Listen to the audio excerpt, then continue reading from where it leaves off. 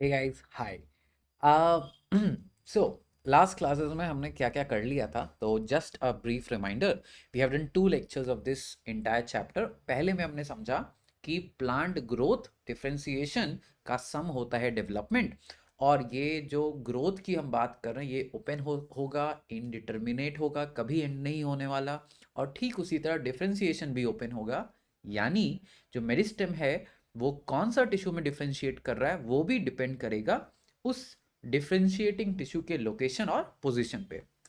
फिर हमने ये भी समझा कि जो ये मेरिस्टेम्स है ये जो ग्रोथ हो रहा है ये कहाँ हो रहा है, ये लोकलाइज्ड है, और ये 3 जगहों पे हो सकता है, एपिकल, इंटरकैलरी और लैटरल। और फिर इन्हीं की मदद से हमने प्राइमरी और सेकेंडरी ग्रोथ का मतलब समझा। हमने सैम का बेसिक आइडिया भी समझा, एंड वी ऑल्सो अंडरस्टूड कि भाई सेल हो या प्लांट का पार्ट, वो 3 फेजेस से गुजरेगा। वो 3 फेजेस क्या हो सकते हैं? ऑफ कोर्स पहला would be division, next would be expansion and और इलोंगेशन आप कह लीजिए, and final would be differentiation. ये बेसिक आइडिया अब हमें लग चुका है।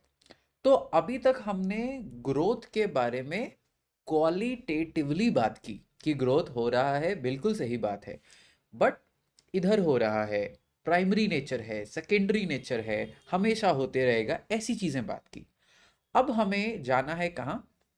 अब हम बात करने वाले हैं ग्रोथ को मेजर करने की। ग्रोथ हो रहा है, अच्छी बात है, but how do we know कि ग्रोथ हो रहा है, कितना, उसे क्वांटिफाई कैसे करें? तो that is the whole idea of measurement of growth. ठीक है। अब ग्रोथ मेजरमेंट के बारे में कुछ डेटा है जो एनसीईआरटी आपको देती है, और वो डेटा पॉइंट्स आपको मेजर करना है। देखो, हमने शुरुआत में ही बोला था कि ज़रूरी नहीं है कि जिस वे में ग्रोथ हो रहा है, that is increase in protoplasm और इंक्रीज इन सेल नंबर, हम उसको हमेशा मेजर कर सके, है ना? ये ज़रूरी नहीं है। तो क्या होता है, कई बार हम एक प्रोपोर्शनेट पैरामीटर को मेजर करते हैं। हम कभी कभी ग्रोथ मेजर नहीं कर सकते, और जब ऐसा होगा तो हम एक प्रोपोर्शनेट मेजर को मेजर प्रोपोर्शनेट पैरामीटर को मेजर करेंगे, जिससे हमें पता चलेगा कि ग्रोथ कितना हो रहा है। एक एग्जांपल लेते हैं। मुझे कैसे पता आप पढ़ रहे हो?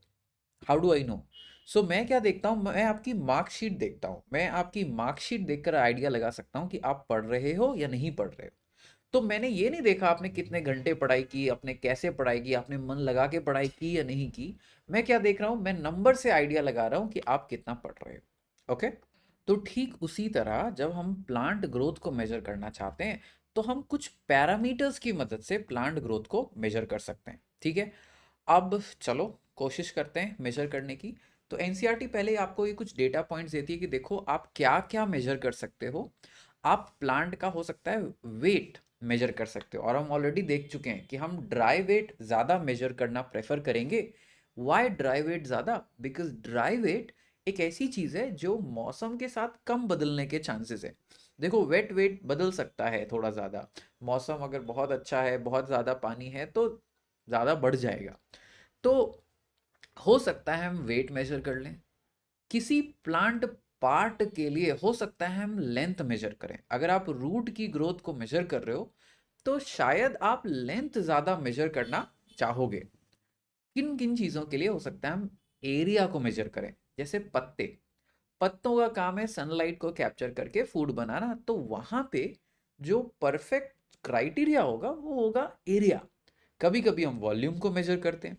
अगर आप कहना चाहते हो कि स्टेम में कितना ग्रोथ हुआ, तो आप उसका टोटल वॉल्यूम मेजर करना चाहोगे।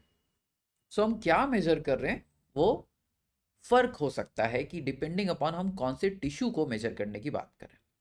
अब ये एक कुछ पैरामीटर्स हैं, ये आपको याद रखना पड़ेगा।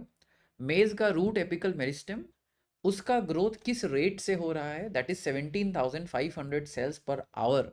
एनसीईआरटी का डेटा पॉइंट है बेटा, भूलना मत। वाटरमेलन के सेल्स साइज में इंक्रीज करते हैं ऑलमोस्ट 3,50,000 टाइम्स। ठीक है। तो ये कुछ एग्जाम्पल एनसीईआरटी आपको देती है। पॉलन ट्यूब की ग्रोथ को हम कैसे मेजर करेंगे? लेंथ में मेजर करेंगे। तो ग्रोथ को हमेशा एग्जैक्टली मेजर करना पॉसिबल नहीं होता, तो हम पैरामीटर्स की तरफ से उसे मेजर करते हैं। अब हमें क्या समझना है? अब हमें समझना है कि जो ग्रोथ रेट है वो क्या तरह के ग्रोथ रेट्स, कैसे जो ग्रोथ है उसको हम किसके कंपैरिजन में मेजर करें। देखो जब आपके नंबर्स आते हैं आपको दो चीजें देखने को मिलती है, अगर आपने देखा होगा। एक तो आपका एब्सोल्यूट नंबर होता है, 100 में से आपको कितने आए। बट अगर टेस्ट डिफिकल्ट है तो आपने पढ़ाई की या नहीं की, ये आपके पेरेंट्स कैसे आइडिया लगाते हैं, वो देखना चाहते हैं कि आपका क्लास में रैंक कितना आया, परसेंटाइल कितना आया। तो अगर पेपर टफ आया होगा तो सबके लिए टफ आया है। तो भाई अगर आपकी रैंक अच्छी है तो पेरेंट्स बोलेंगे अच्छा कोई बात नहीं बेटा पढ़ तो रहा है, नंबर कम आए बिकॉज टीचर ने पेपर बहुत डिफिकल्ट बना दिया। ठीक उसी तरह ग्रोथ को भी हम किसके कंपैरिजन में मेजर कर रहे हैं, कैसे मेजर करेंगे, length, area, weight, volume etcetera. Okay, but absolute growth है रेट को मेजर कर रहे हैं या रिलेटिव ग्रोथ रेट को मेजर कर रहे हैं, ये दो चीजें अब हमारे सामने आती है। तो एब्सोल्यूट ग्रोथ रेट क्या है, एक एग्जांपल से एनसीईआरटी आपको ये समझाने की कोशिश करती है। वो कहती है देखो इनिशियल जो पत्ता था उसका एरिया था 5 सेंटीमीटर स्क्वायर, एक समय के बाद एक फिक्स्ड टाइम के बाद उसका साइज बढ़ के हो गया 10 सेंटीमीटर स्क्वायर। तो एब्सोल्यूट ग्रोथ रेट क्या होगा, final minus initial, 10 - 5 = 5 centimetre square. ठीक है। अब इसी पत्ते का अगर मैं रिलेटिव ग्रोथ जानना चाहूं तो मैं क्या करूंगा, एब्सोल्यूट ग्रोथ को डिवाइड कर दूंगा इनिशियल डायमेंशन से। एब्सोल्यूट ग्रोथ था 5 सेंटीमीटर स्क्वायर, इनिशियल डायमेंशन था 5 सेंटीमीटर स्क्वायर, टोटल हो गया 100% growth. So absolute growth is with relative to its original original dimension. जो भी हम पैरामीटर मेजर कर रहे हैं, वॉल्यूम, एरिया, लेंथ, उसका ओरिजिनल डायमेंशन क्या था जब से हमने ग्रोथ मेजर करना शुरू किया। अब इन दो पत्तों को देखो, एक पत्ता 5 सेंटीमीटर स्क्वायर से बढ़ के 10 सेंटीमीटर स्क्वायर बढ़ा, दूसरा पत्ता 50 सेंटीमीटर स्क्वायर से बढ़ के 55 सेंटीमीटर स्क्वायर बढ़ा। दोनों ही केस में अगर आप फाइनल माइनस इनिशियल करोगे तो आंसर सेम आएगा। एब्सोल्यूट ग्रोथ दोनों ही पत्तों की सेम है, 5 सेंटीमीटर स्क्वायर। बट यहां पे की डिफरेंस है, अगर आप दोनों का रिलेटिव ग्रोथ रेट निकालो तो क्या होगा, एब्सोल्यूट बाय इनिशियल।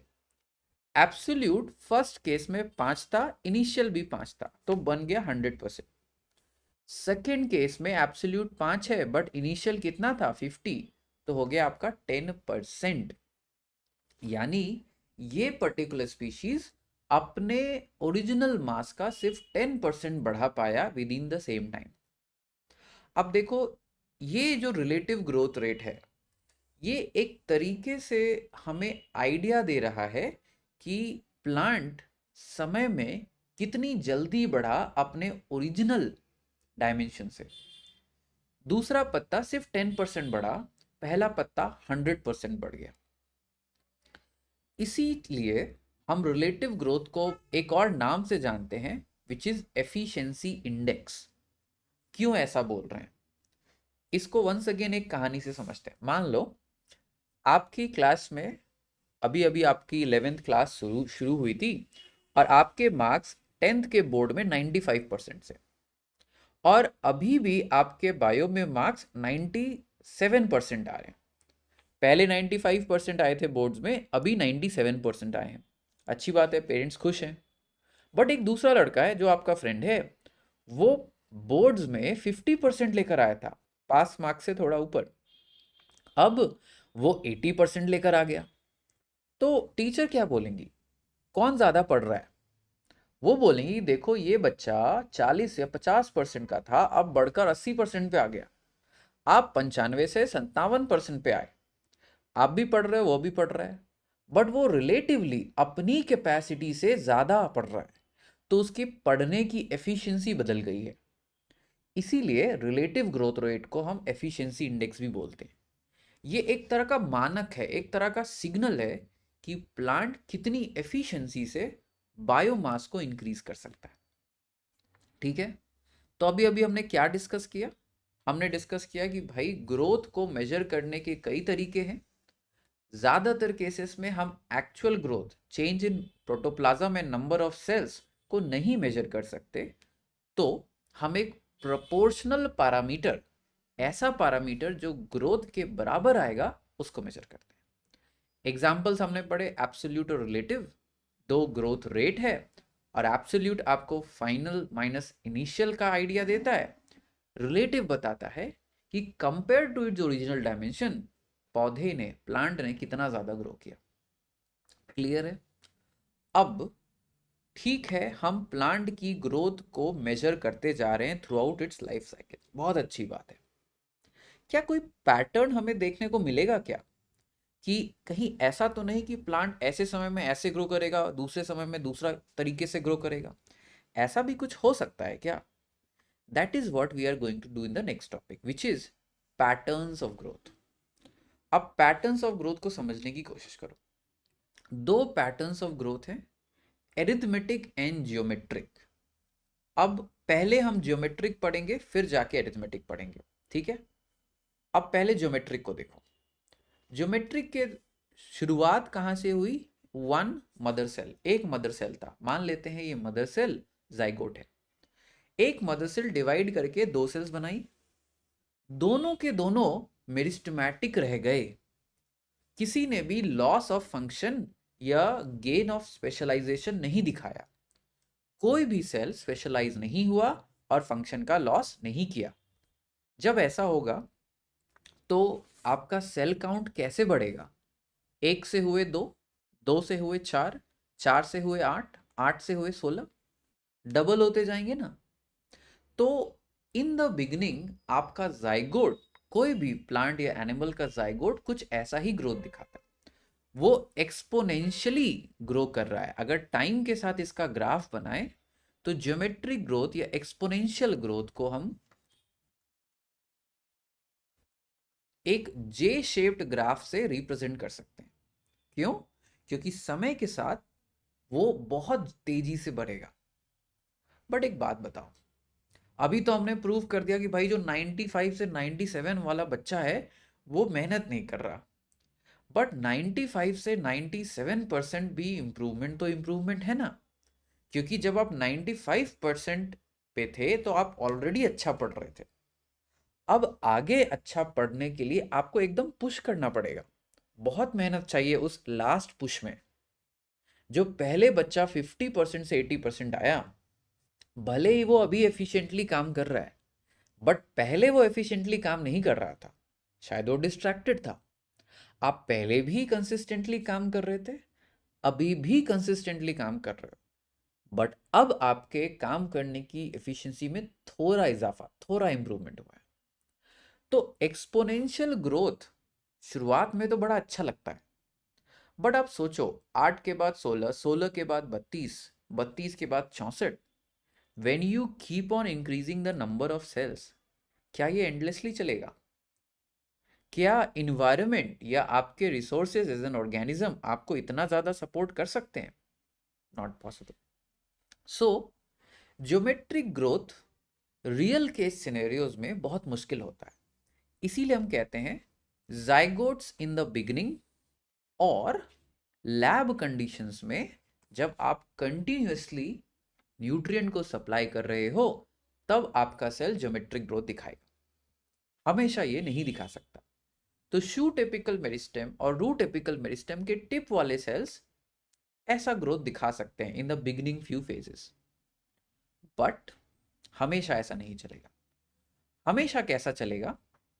कुछ समय बाद ग्रोथ स्विच हो जाएगा, geometric growth will switch to arithmetic growth. What is arithmetic growth? एक सेल डिवाइड करके दो सेल बनाएगा अभी भी, but out of the two daughter cell, जो दो डॉटर सेल बन रही है, एक डॉटर सेल मदर जैसी रहेगी, उसके पास अभी भी डिवीजन कैपेसिटी होगा। दूसरा सेल मदर जैसी नहीं रहेगी, वो डिफरेंशिएट कर चुका होगा, वो कोई नया सेल टाइप बना चुका होगा और अपनी डिवीजन कैपेसिटी को खो चुका होगा। अब अगर आपको याद है, हमने फर्स्ट लेक्चर में कुछ पढ़ा था, चलो एक बार फिर से रिफ्रेश करते हैं। फर्स्ट लेक्चर में हमने क्या देखा था? इफ यू रिमेंबर, हमने ये डायग्राम बनाया था कि शुरुआत में 1 से 2, 2 से 4, 4 से 8 बना, बट उसके बाद जो नीचे के सेल्स हैं वो कुछ ऐसे डिवाइड कर रहे हैं कि 1 से 2 सेल तो बना रहे हैं, बट जो दूसरा वाला सेल है वो डिफ्रेंशिएट करता जा रहा है, वो स्पेशलाइज करता जा रहा है कि भाई अब मैं डिवीजन नहीं कर सकता, अब मैं कोई पर्टिकुलर रोल पिक करूंगा। अगर बाहर को डिफ्रेंशिएट किया तो एपिडर्मल प्रोटेक्शन, बीच में किया तो ग्राउंड, और अंदर की तरफ किया तो वैस्कुलर, डिपेंडिंग अपॉन किस ऑर्गन की बात करें, ये बात को आप थोड़ा ध्यान रखना। सो what is the arithmetic growth? Arithmetic growth is the actual growth that we see in the developed plants. Root हो, स्टेम हो, लीव्स हो, उनमें आपको arithmetic ग्रोथ मिलेगा। यानी आप वाई एक्सिस पे कोई भी पैरामीटर को प्लॉट कर लो, लेंथ को, वेट को, वो समय के साथ कंसिस्टेंटली बढ़ेगा। दैट मीन्स वो एंडलेसली नहीं बढ़ सकता। It will increase in time, but it will only increase in time proportionately। समय के साथ पैरामीटर इंक्रीज होगा, बट अचानक से बहुत बड़ा ग्रोथ नहीं दिखने वाला है। ठीक है, अब देखो एनसीईआरटी आपको 2 ग्राफ देती है और आप कंफ्यूज हो जाते हो कि ये पहला वाला जो ग्राफ है वो एरिथमेटिक ग्रोथ का ग्राफ है, दूसरा वाला जो है वो ज्योमेट्रिक ग्रोथ का ग्राफ है।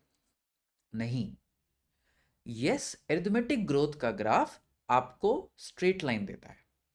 समय जैसे आगे बढ़ रहा है वैसे कोई भी पैरामीटर, लेंथ, हाइट, वॉल्यूम, वो प्रोपोर्शनेटली बढ़ेगा। ये 2 बढ़ाया, वो भी 2 बढ़ेगा। और आप मैथ्स में पढ़कर आते हो कि कोई भी स्ट्रेट लाइन का graph gives you y is equal to mx plus C. Y axis का पैरामीटर, x एक्सिस का पैरामीटर, स्लोप का intercept, and m is the actual slope. So originally ये थी प्लांट की लेंथ, ओरिजिनली जब आपने major करना शुरू किया। उसके बाद आप कह रहे हो L naught, L T, length at time T is equal to L naught जो ओरिजिनल लेंथ थी, plus R T, R is the rate, T is the time. जब मैं टी टाइम के बाद एल टी को मेजर करूंगा तो L T will be L naught जो ओरिजिनली उसने नंबर कमाए थे, जो ओरिजिनली उसका लेंथ था, प्लस जो भी रेट है मल्टीप्लाइड बाई टी। बिल्कुल सही, straight line is the graph of linear growth. Arithmetic growth की लाइन सिग्मोइड, जियोमेट्रिक ग्रोथ की लाइन सिग्मोइड नहीं होती, वो जे शेप्ड होती है। तो एनसीईआरटी आपको ये सिग्मोइड कर्व क्यों देता है? जब एनसीईआरटी आपको सिग्मोइड कर्व दे रहा है तो वो आपको रियलिस्टिक सिनेरियो समझाने की कोशिश कर रहा है। रियलिस्टिक सिनेरियो में हमेशा ग्रोथ 3 फेजेस में होगा, लैग, एक्सपोनेंशियल और log, and finally stationary. So lag phase में अभी सेल्स एडजस्ट हो रहे हैं to the amount of nutrients in the surrounding. अभी अभी तो सीड रेडिकल और प्यूम्यूल को गिव राइज दिया है, अभी अभी नया आया है। तो रेडिकल और प्यूम्यूल को ग्रोथ करने के लिए, न्यूट्रिएंट्स एक्वायर करने के लिए थोड़ा टाइम लगेगा। That will limit the growth that is happening. So हमेशा शुरुआत में there is a lag phase, धीरे धीरे ग्रो कर रहा है, बट एक समय के बाद रेडिकल और प्यूम्यूल को पता चल जाएगा कि भाई अब मेरे पास पूरा मटेरियल है टू यूटिलाइज रिसोर्सेस। अब वो एकदम तेजी से ज्योमेट्रिक ग्रोथ दिखाएगा in the very beginning, exponential phase. ठीक है, और उसके बाद एक स्ट्रेट लाइन वाली सिचुएशन आ जाएगी ऑलमोस्ट। सो देखो यहां पर ग्रोथ एकदम स्लो थी दिस पार्ट में, फिर थोड़ी देर के लिए एक्सपोनेंशियल हुआ, फिर एक ऑलमोस्ट स्ट्रेट लाइन आ जाएगी। और वो स्ट्रेट लाइन क्यों आ रही है? क्योंकि अब एरिथमेटिक ग्रोथ शो हो रहा है। बट एक समय के बाद न्यूट्रिएंट्स लिमिटिंग हो जाएंगे। न्यूट्रिएंट्स लिमिटिंग होने का मतलब है अब आप कुछ भी कर लो, जरूरत से ज्यादा ग्रोथ बहुत स्लोली होगा, रेट काफी ज्यादा रिड्यूस हो जाएगा। तो जब हम ऐसे दिखाना चाहते हैं तो हमारा इक्वेशन बढ़ जाएगा W1 is equal to W naught E to the power R T. W1 final weight है, W0 इनिशियल वेट है, ई नेचुरल लॉग का बेस है, आर रेट है, टी टाइम है, ठीक है। अब इसी आर को आप कहते हो एफिशिएंसी इंडेक्स या रिलेटिव ग्रोथ रेट जो आपने मेजर किया था। क्लियर है ये बात? तो ये चीज को एकदम क्लियर रखना। प्लांट शुरुआत में दिखाएगा ज्योमेट्रिक ग्रोथ क्योंकि उसके पास अभी रिसोर्सेस हैं, और हम प्लांट मतलब हम जाइगोट्स की बात कर रहे हैं, बिगिनिंग पार्ट ऑफ शूट और रूट एपिकल मेरिस्टेम की बात कर रहे हैं। Very soon it translates into converts into arithmetic growth, यानी ग्रोथ होगा, but out of the two cell एक सेल मेरिस्टेमेटिक रहेगा, एक सेल भाई डिफ्रेंशिएट करना शुरू कर देगा। इसीलिए एडोमेटिक ग्रोथ का graph is a straight line, but geometric growth का graph is J shape. In reality में प्लांट की जर्नी कैसी है? प्लांट की जर्नी इज सिग्मोइड।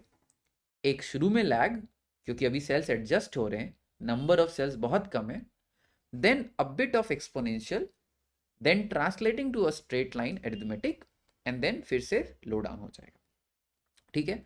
तो ये चीज आपको याद रखनी है, lag phase, log phase, linear transition, and finally एक स्टेशनरी या स्टैग्नेंट फेज आ जाएगा।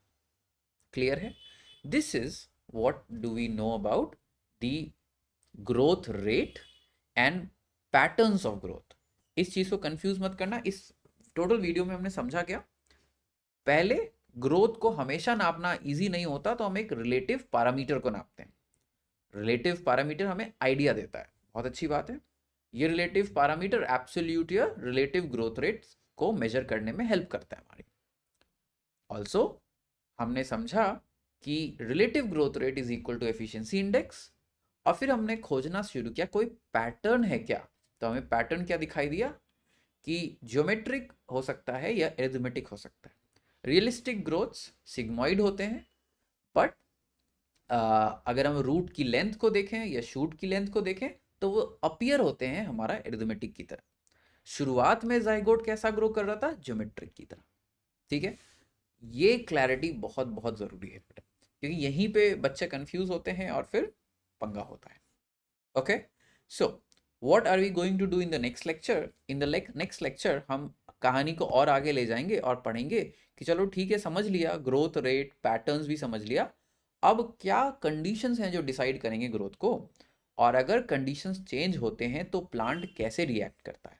ठीक है, take care, will meet in the next one.